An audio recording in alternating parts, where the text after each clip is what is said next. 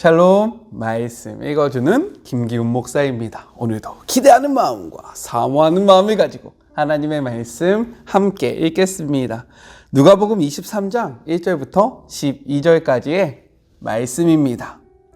그 후에 그들 모두가 예수를 빌라도에게 끌고 가서 고발하기 시작했다. 그들은 말했다. 우리가 보니 이 사람은 우리의 법과 질서를 허물고 황제께 세금 바치는 것을 방해하고 스스로 메시아 왕이라고 말했습니다. 빌라도가 예수께 물었다. 내가 유대인의 왕이라는 이 말이 사실이냐? 예수께서 대답하셨다. 그것은 내 말이 아니라 내 말이다. 빌라도는 대제사장들과 함께한 무리에게 말했다. 나는 아무것도 못 찾겠어. 내가 보기에 이 자는 죄가 없는 인물 같소. 그러나 그들은 맹렬했다. 그 사람은 갈릴리에서부터 시작해서 이제는 온 유대 곳곳에서 평화를 어지럽히고 자신의 가르침으로 백성 가운데 불안을 조장하고 있습니다. 그는 평화를 위협하는 인물입니다. 빌라도가 그 말을 듣고 물었다. 그러니까 이 사람이 갈릴리 사람이란 말이요? 빌라도는 예수가 본래 헤롯의 관할이라는 것을 알고는 헤롯에게 책임을 떠넘겼다. 마침 헤롯은 며칠간 예루살렘에 와 있었다. 헤롯은 예수가 나타나자 기뻐했다. 그는 오래전부터 예수를 보고 싶었고 그분에 대한 이야기를 귀가 닳도록 들어왔다. 그는 예수가 무슨 대단한 일을 행하는 것을 보고 싶어했다. 헤롯은 예수께 질문을 퍼부었으나 예수께서는 대답이 없으셨다.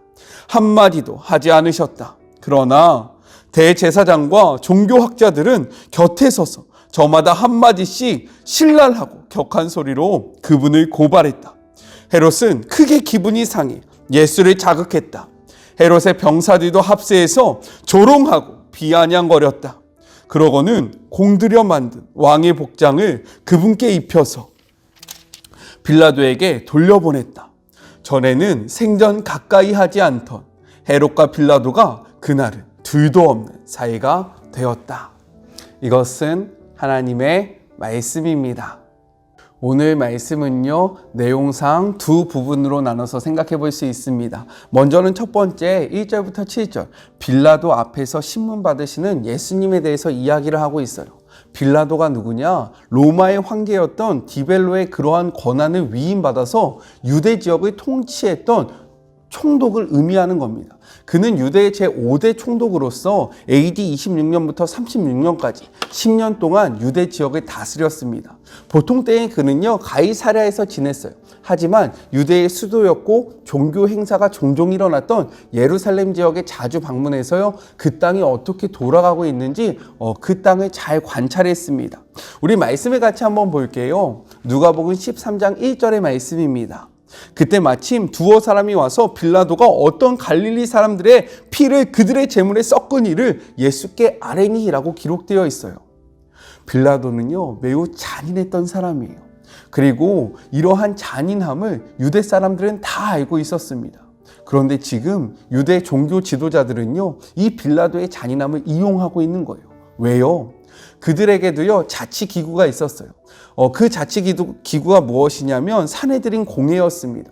하지만 이는요, 로마의 식민 하에 있었기 때문에 다른 보편적인 권한들은 있었지만 누군가를 죽일 수 있는 그러한 살형을 집행할 수 있는 그러한 권한은 없었다라는 거예요. 따라서 이 유대 지역을 다스리고 있는 잔인했던 빌라도의 성격을 이용해서요, 예수님을 죽이기 위해서 예수님을 데리고 빌라도 앞에 선 것입니다.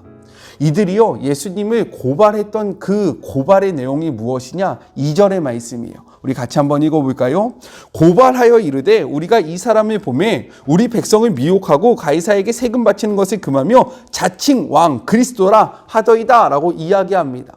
총 두 가지를 가지고 이야기를 하는 거예요. 먼저 유대 민족을 미혹했다. 즉 자신들이 믿고 있는 하나님을 모욕한 신성 모독의 죄로 그를 고발하고 있는 겁니다. 하지만 빌라도에게 있어서요, 이거는요, 별로 메리트 있는 그러한 제안이 아니었어요. 왜요? 얘가 누군지 말든 나랑 상관이 없어 라고 이야기할 만한 사건이었습니다. 그렇기 때문에 두 가지의 제목을 더 가지고 오는 거예요.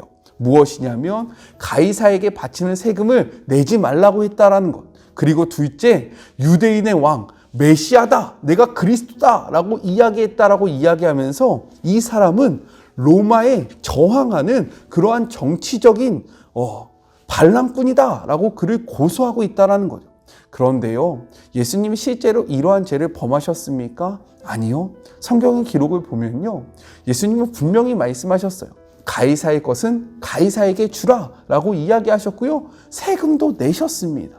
그러니까 이것은 거짓말이라는 거예요. 또요, 유대인들과 제자들이 예수님을 정치적인 메시아로 바라볼 때 예수님은 분명히 말씀하셨어요. 나는 예루살렘, 이스라엘을 로마의 압제에서 인도할 자가 아니라 열방을 하나님께 올려보내 메시아다라고 이야기하셨다라는 거죠. 거짓말로 예수님을 고소하고 있는 거예요. 이 이야기를 듣고요, 빌라도는 예수님을 직접 신문합니다. 그리고 그 이야기의 결과 무엇을 알게 되냐면 예수님에게는 죄가 없다라는 것을 발견하게 돼요. 그리고 그들 앞에 이야기합니다. 내가 보니까 이 예수라는 청년은 죄가 없어. 그러니까 이들이요, 목소리를 높였다라고 이야기하는 거예요. 이들이 열과 성을 다해서요, 예수님의 죄성을 이야기하는 거죠. 아니에요, 이는 죄인입니다. 이를 가만히 두면 당신은 로마 황제에게 죄를 범하는 겁니다 라면서 위협을 하는 거예요. 왜요? 지금 정치적인 이런 반란꾼을 너가 살려보내면 너는 정말로 나쁜 놈이 되는 거야. 너는 그 황제에게 죄를 범하게 되는 거야. 이런 식으로 그에게 위협을 가하는 거예요. 이러한 상황 속에서요, 빌라도는 한 가지 사실을 알게 됩니다. 무엇이냐면 이가 갈릴리 사람이라는 거예요.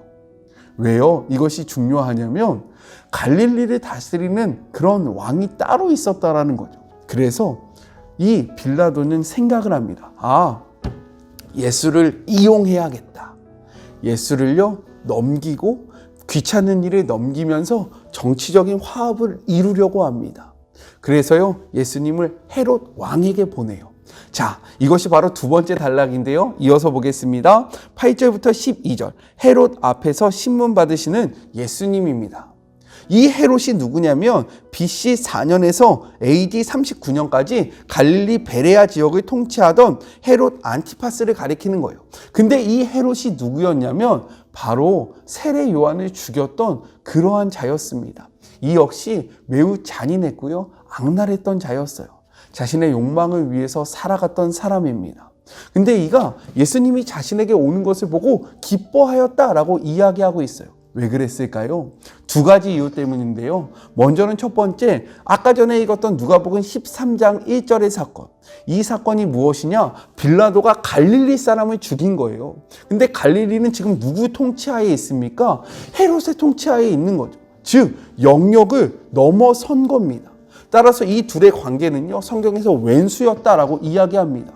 나와 말, 이런 말씀 안 되는데, 네, 이런 지역을 넘어선 통치권을 행사했기 때문에 이 둘의 그런 관계가 굉장히 불편했다라는 거예요.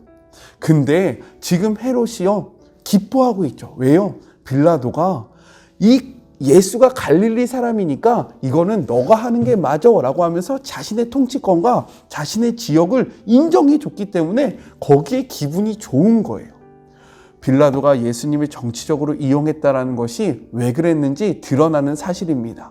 자, 그리고 둘째는 무엇이냐면 이 헤롯은요, 예수님에게 관심이 있었어요. 우리 말씀을 같이 한번 찾아볼게요.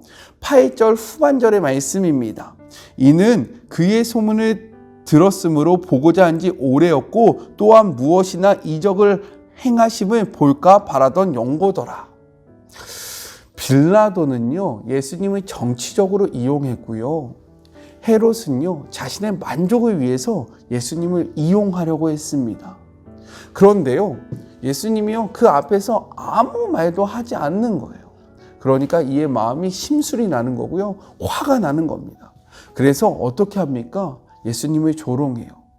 그리고 그 옆에 있었던 헤롯에게 잘 보이고 싶었던 사람들도요, 예수님을 비난하는 일에 동참하고 예수님을 희롱하면서요, 그에게 왕의 복장을 입혀서 다시금 빌라도에게 보냅니다.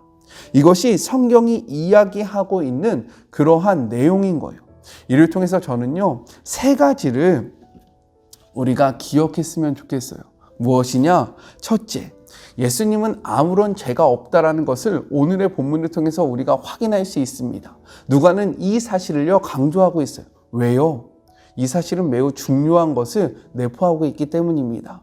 예수님이 죽으신 것은요 자신의 죄 때문에가 아니라 우리의 죄 때문에 돌아가셨다는 것을 드러내주고 있는 표현인 거예요. 이렇듯 예수님은요 아무런 죄가 없으셨지만 우리 죄 때문에 돌아가셨습니다. 우리는 이 사실을 반드시 기억해야 해요. 그리고 둘째, 빌라도와 헤롯은요 예수님을 이용했다라는 거예요.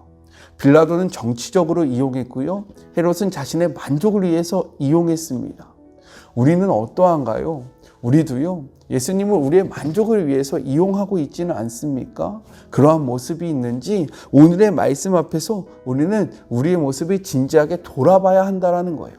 그리고 마지막 셋째, 유대 지도자들의 헛된 열심입니다. 빌라도가 예수님의 무죄를 이야기했을 때, 그리고 헤롯이 예수님의 무죄를 이야기했을 때 종교 지도자들은요 한결같은 모습을 보였어요. 목소리를 높였고 더욱더 힘있게 이야기했습니다. 열정을 냈던 거예요. 무엇을 향해서? 예수님을 죽이기 위해서 열정을 냈습니다. 그런데 본래 그들이 열정을 어디에 내야 했냐면요, 하나님의 뜻을 가리키는데, 이스라엘 백성들에게 하나님이 누구신지에 대해서 알려주는데 열심을 내야 했지만 이들은 자신들의 만족을 위해서, 자신의 유익을 위해서 열심을 냈다라는 거예요. 우리의 열심은 어디에 있습니까? 이 말씀 앞에 우리의 모습을 돌아보는 그런 복된 하루가 되었으면 좋겠습니다. 우리 같이 기도할까요? 하나님 감사합니다. 오늘도 말씀을 통해서 우리의 모습을 돌아보게 하여 주심을 감사합니다. 예수님은 죄가 없이 이 땅에 오셨음을 우리가 확인할 수 있었습니다. 주님, 그렇기 때문에 예수님은요 나의 죄 때문에 십자가에 돌아가셨다라는 사실을 우리가 가슴으로 깨달을 수 있는 그런 복된 하루가 되게 하여 주시옵소서. 예수님의 죽음은 나 때문입니다. 이 사실을 기억하는, 그리고 이 죽음 앞에 우리의 모습을 돌아보고 회개하는 그런 복된 하루가 되게 하여 주시옵소서. 또한 하나님, 헤롯과 빌라도는요 예수님을 이용했습니다. 우리는 어떠합니까? 우리의 만족을 위해서 예수님을 이용하고 있지는 않습니까? 우리의 삶의 모습을 돌아보는 시간이 되게 하여 주시옵소서. 그리고 우리의 열심이 어디에 있는지 확인하는 하루가 되기를 소망합니다. 우리의 열심이 하나님을 향한 거룩한 열정이 되기를 소망합니다. 이 말씀 앞에 우리의 모습을 돌아보며 우리의 삶을 점검하는 그런 복된 시간이 되게 하여 주시옵소서. 함께 하실 주님을 기대하며 거룩하신 예수님의 이름으로 기도드립니다. 아멘. 오늘의 말씀 앞에 우리의 삶을 돌아보는 그런 시간이 되었으면 좋겠습니다. 저는요 또 내일 만나도록 할게요. 사랑하고 주님의 이름으로 축복하면서 오늘 하루도 힘내세요. 우리 내일 만나요. 안녕. 오늘도 수고하셨습니다.